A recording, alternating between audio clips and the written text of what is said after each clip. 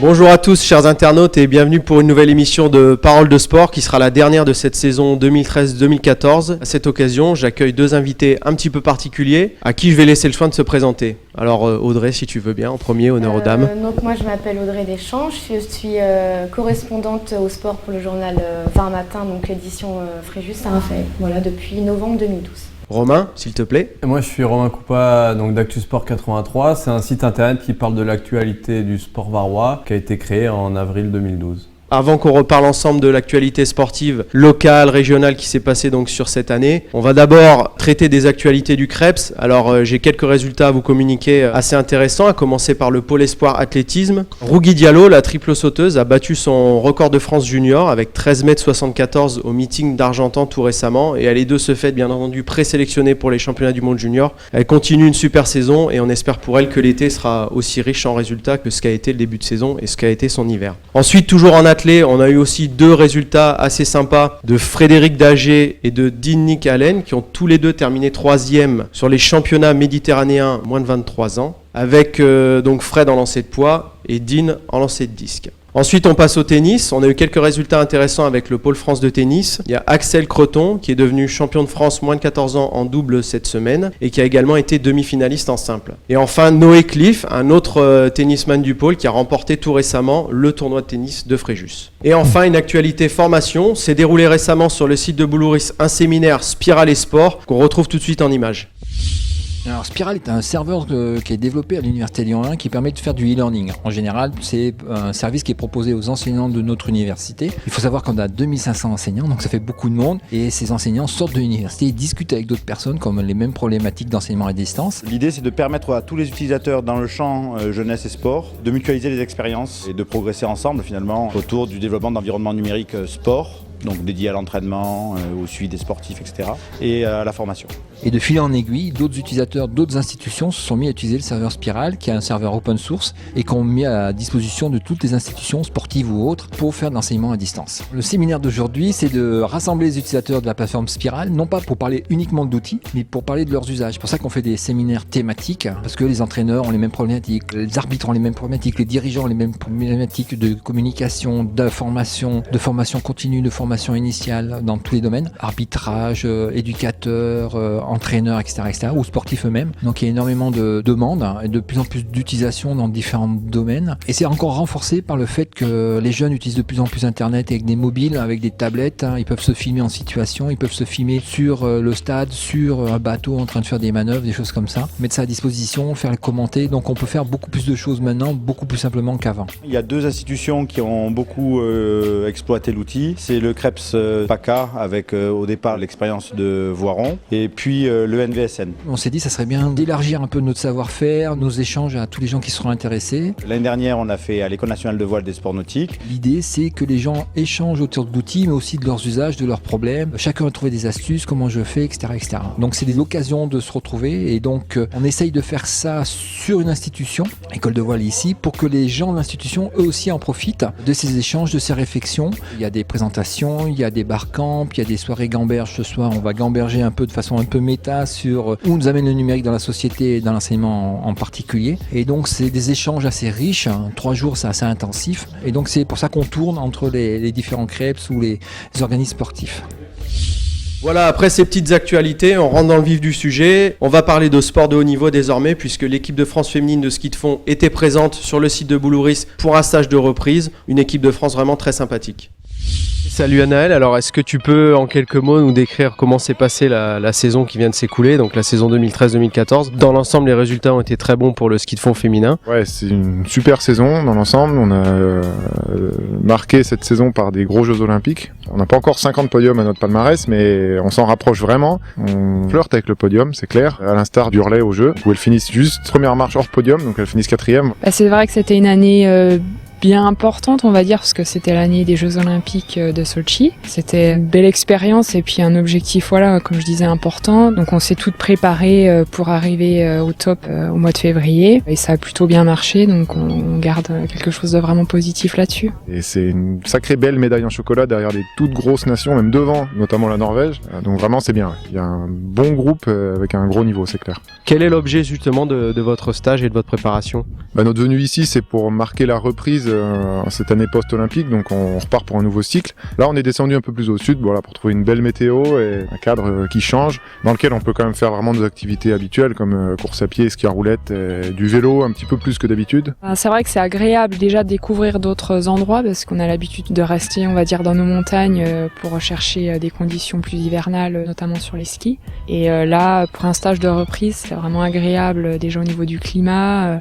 Même les terrains, ils sont bien sympas pour l'entraînement. Déjà, ça nous change et puis de deux, on est vraiment contente de venir ici pour rechercher cette chaleur et ces terrains nouveaux pour nous. C'est vrai qu'on a l'habitude de voir les équipes de France de ski, mais plutôt sur le côté alpin ici sur Boulouris. C'est, je pense, une des premières fois qu'on voit une équipe de France de ski de fond. En quoi, justement, pour vous, un établissement comme le Krebs ici peut être un partenaire ou en tout cas un lieu intéressant pour vous préparer, même si c'est vrai que là, on est loin de la montagne, on est loin de la neige, mais il y a peut-être des choses intéressantes à trouver. Ouais, c'est sûr qu'il y a des choses intéressantes. Nous, on fait un sport d'hiver, mais on a toute une grande période de l'année où on est en prépa physique et où on a vraiment de quoi se préparer physiquement ici. On a des infrastructures qui sont super parce que voilà, on a le Krebs, des logements dans un grand parc avec des infrastructures, notamment salles de muscu, qui sont toutes proches, hébergement, restauration, qui sont habitués à recevoir des sportifs. Donc ça, c'est un confort. On se sent tout de suite prêt et d'attaque pour dérouler un bon stage, quoi. C'est ça qu'on a un accueil qui est adapté à ce qu'on recherche. C'est quoi une journée type pour vous en ce moment? Qu'est-ce que vous faites? En ce moment, on fait beaucoup de courses à pied, on a fait pas mal de vélo de route et de la musculation. Et vous avez quand même pu profiter un petit peu de la nature, du parc, de l'environnement ici?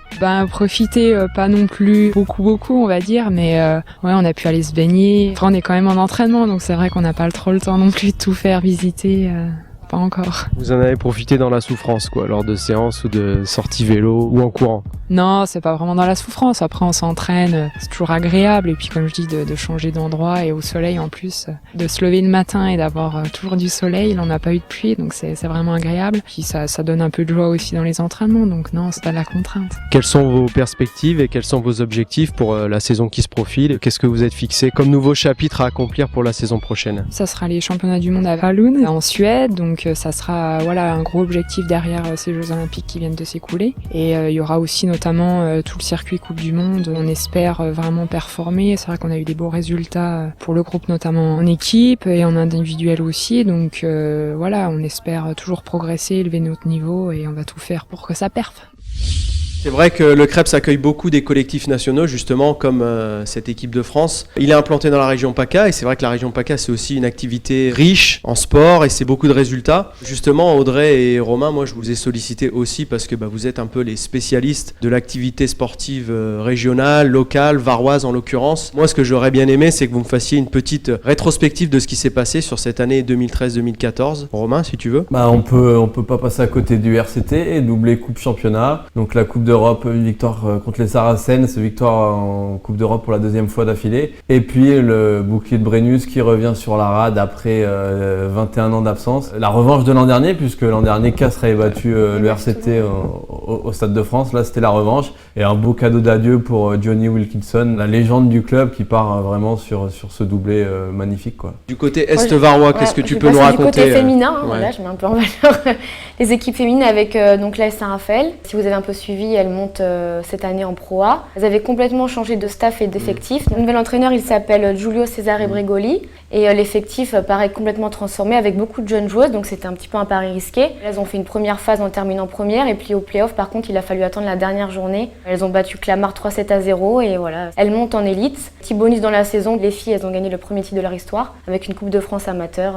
Donc très belle saison pour les filles du volley de Saint-Raphaël. Bon, mais super. Voilà. Romain, je crois que tu voulais parler un peu de basket, toi. De basket, oui, le hier Toulon Var Basket, donc un club de Pro B, l'avant-dernière masse salariale du championnat. C'est le deuxième niveau national.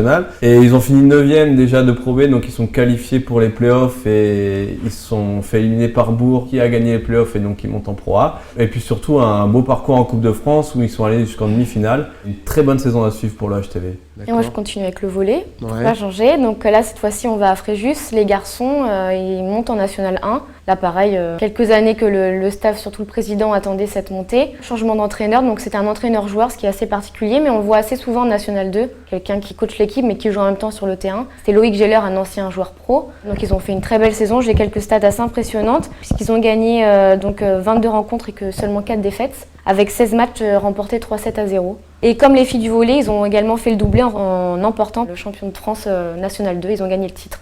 À Toulon. Ouais. À Toulon, voilà. Ouais.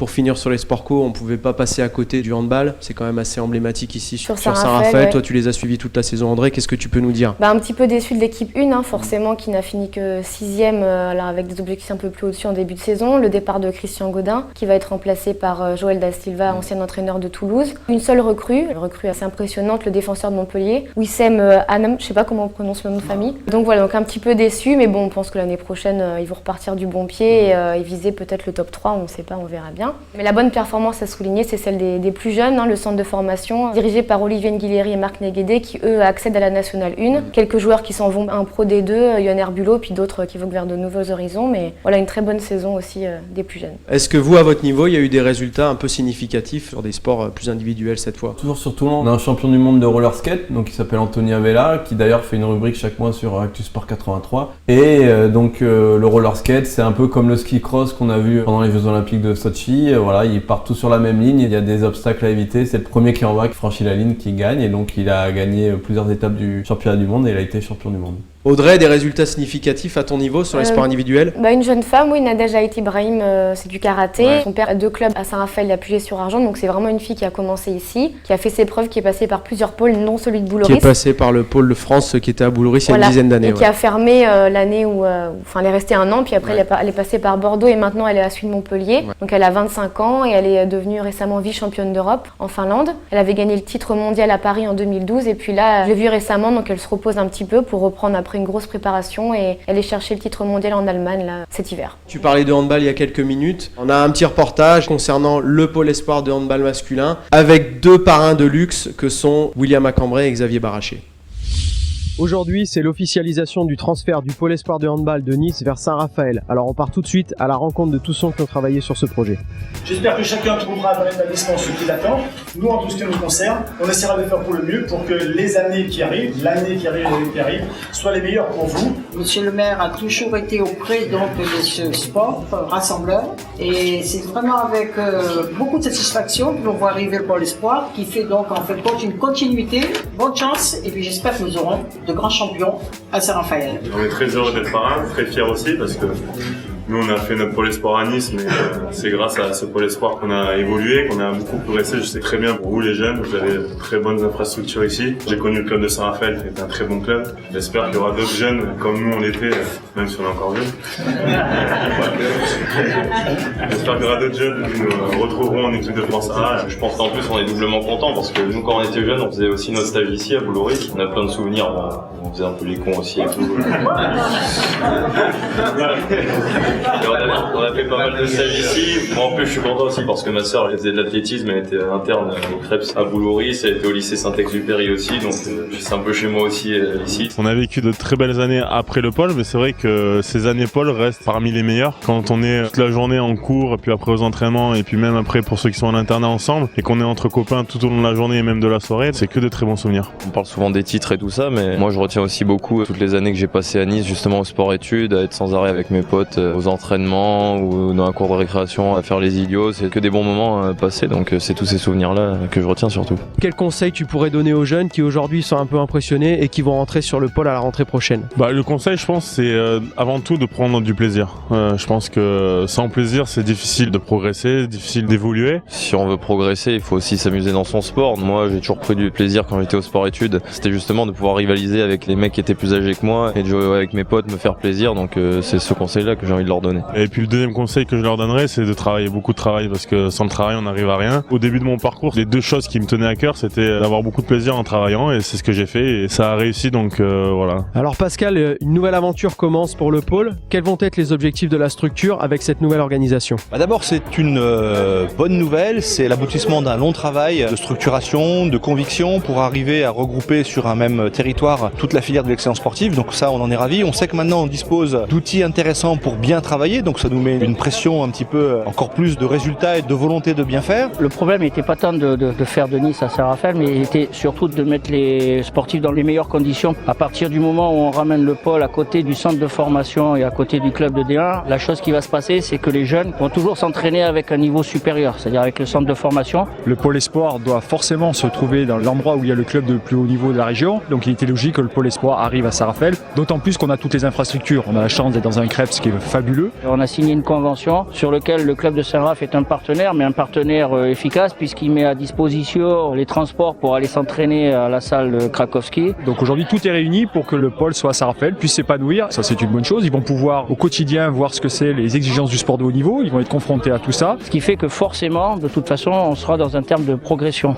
C'est pour ça qu'on a tenu à tout recentrer dans un même lieu. L'idée pour nous, c'est de proposer à nos jeunes athlètes d'être confrontés le plus rapidement possible à la vie d'un athlète de très haut niveau qui au quotidien s'entraîne, joue au plus haut niveau, sont professionnels, pour qu'à la fois ils aient bien conscience des enjeux, de ce que c'est ce métier, mais aussi quelles en sont les contraintes et le travail nécessaire pour y aboutir. Le regroupement de ces structures va permettre à nos athlètes vraiment de prendre la mesure de leur projet, à la fois dans le rêve qu'ils se sont fixés d'atteindre le très haut niveau et le monde professionnel, mais aussi de prendre en compte tous les efforts qu'il y a à fournir pour y arriver. Alors fort de tout ce que tu viens de nous dire avant, quelle organisation toi et ton staff allez mettre en place? Tout simplement déjà, on va, je pense, s'entraîner dans de meilleures conditions parce que le rythme de vie qui est proposé aux athlètes est plus compatible avec un entraînement intensif, notamment en ce qui concerne les aménagements des études. Deuxièmement, pouvoir proposer un second entraînement quotidien la plupart du temps qui devrait nous permettre de franchir des caps, bien entendu en gérant tout ce qui est fatigue et ainsi de suite. La troisième chose, c'est qu'on va décloisonner, c'est-à-dire que là où auparavant on travaillait en intra uniquement avec le pôle, on va pouvoir échanger avec les meilleurs athlètes des moins de 18 nationaux du club, avec le centre de formation. Donc c'est vraiment une convention de gagnant-gagnant parce que pour le club de Saint-Raph également, c'est une vraie opportunité de voir pendant 2-3 ans des jeunes dans un pôle. Ça va leur permettre aussi de faire des bons choix pour signer dans le centre de formation. Et donc d'avoir des groupes hétérogènes, décloisonnés, d'avoir un staff plus élargi parce qu'au-delà de celui du pôle, on va s'appuyer aussi sur le staff pro du SRVHB. Ça va peut-être leur donner envie d'en faire encore un peu plus et de voir que le haut niveau, c'est un travail exigeant et j'espère que ça permettra à certains joueurs de faire comme ont fait Xavier et William, de voir tout le travail qu'il y a à faire et qu'à un moment donné, ça peut s'ouvrir et si ça peut s'ouvrir à Saint-Raphaël, ça sera une très bonne chose pour le club de Saint-Raphaël. Alors Léo, l'année prochaine va être ta première rentrée sur le pôle. Comment est-ce que tu appréhendes les choses? J'ai un peu le stress parce que j'ai peur, ça va être très dur physiquement, mentalement. J'ai pas vraiment d'appréhension parce que je sens que c'est bien structuré, c'est bien mis en place. Je pense que ça va être une super bonne année qui s'annonce. Romain, toi tu es donc co-créateur du site ActuSport 83. Où est-ce que tu en es avec ce projet? C'est un projet donc, qui a été lancé en avril 2012. Le but c'était de parler du sport varois dans son ensemble au niveau senior parce qu'il y a déjà beaucoup de boulot. On est une petite équipe donc c'est pas forcément évident de se développer mais on essaye de se démarquer. On a fait un happy qui a plutôt bien marché. On essaye de mettre en place des rubriques avec des sportifs de haut niveau. Donc je parlais tout à l'heure d'Antonia Vella avec une pistard Sandy Claire. On est en train de mettre ça en place avec pas mal d'autres sportifs et sportives. Voilà, on essaye de trouver des solutions un peu pour se faire connaître. C'est pas forcément évident, mais voilà, le site s'améliore. Il y a de plus en plus d'intérêt, de plus en plus de monde qui nous rejoignent. Je travaille avec un photographe professionnel, des photographes aussi amateurs. On a des rédacteurs, des journalistes, des apprentis journalistes qui commencent à nous tourner autour. Donc moi je pense que c'est bien d'avoir aussi un site qui essaye de regrouper un maximum d'informations. C'est pas évident de tout avoir. On n'a pas la même structure que Var Matin par exemple, les mêmes connaissances, les mêmes réseaux. On fait ce qu'on peut et ce qui nous fait plaisir c'est qu'on a beaucoup de bons retours. On a plein d'idées, c'est pas évident à mettre en place pour des questions de moyens. Voilà, et là prochainement on va lancer notamment sur le Tour de France à Laval, on va suivre l'équipe de TPM, donc Toulon Provence Méditerranée, et hier qui participe au Tour de France à Laval. Audrey, qu'est-ce que tu penses de cette initiative? Parce que bon, tu baignes aussi dans ce monde-là, tu sais à quel point ça peut être difficile de se faire connaître. Quel est ton regard là-dessus? C'est important dans le Var, parce que là on parle du Var finalement, d'avoir un site qui regroupe, comme tu dis, le maximum d'informations parce que c'est un autre support que le journal papier, c'est Internet et on sait que maintenant c'est un mode de communication qui fonctionne très bien, donc ça permet aux gens d'avoir les informations assez rapidement. Ça met en valeur le sport varois et je trouve que c'est très bien. En tout cas, moi je vous remercie tous les deux d'être venus, d'avoir accepté notre invitation sur le plateau. C'était la dernière pour cette saison de la Web TV 2013-2014, mais on se retrouve très rapidement dès la rentrée pour une nouvelle saison. Et comme c'est la dernière de la saison, on vous a concocté un petit best-of et moi je vous dis à très bientôt. What I do, what I do, da da do, da da do.